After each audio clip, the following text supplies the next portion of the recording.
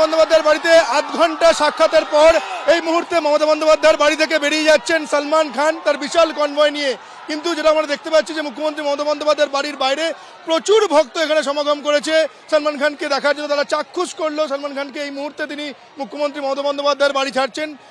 ঠিক বিকেল 4:25 নাগাদ ঢুকেছিলেন এবং ঘড়ির কাঁটায় ঠিক 5টা মুখ্যমন্ত্রী মমতা বন্দ্যোপাধ্যায়ের বাড়ি থেকে বেরিয়ে যাচ্ছেন ভাইজান, এবং তাকে দেখার জন্য প্রচুর মানুষ এখানে ভিড় জমিয়েছেন। তাদের প্রত্যেকের মুখে ভাইজান ভাইজান এবং সলমান খানের নাম ধরে স্লোগান তারা তুলছেন।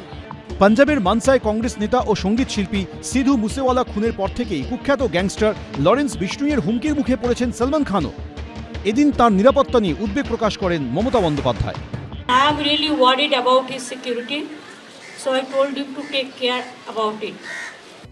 জানা গেছে আগামী কলকাতা আন্তর্জাতিক চলচ্চিত্র উৎসবে ভাইজানকে আমন্ত্রণ জানিয়েছেন দিদি।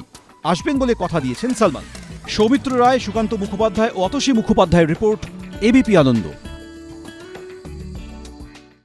সত্য অন্তহীন, সত্যের খোঁজও তাই, সত্য সন্ধানে তাই আমরা অক্লান্ত অকুতভয়। এবিপি আনন্দ নতুন ভাবনার প্রতীক, যা মনে মুক্ত, তথ্যে যুক্ত এবং যাবতীয় সীমানার বাঁধন থেকে মুক্ত।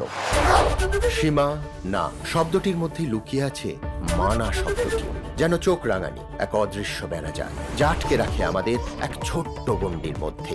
একমাত্র সঠিক খবরই গড়ে তুলবে এক মুক্ত সমাজ। সেই জগৎ গড়ার লক্ষ্যে কোনো সীমানার ঠুকুটি আমরা মানব না।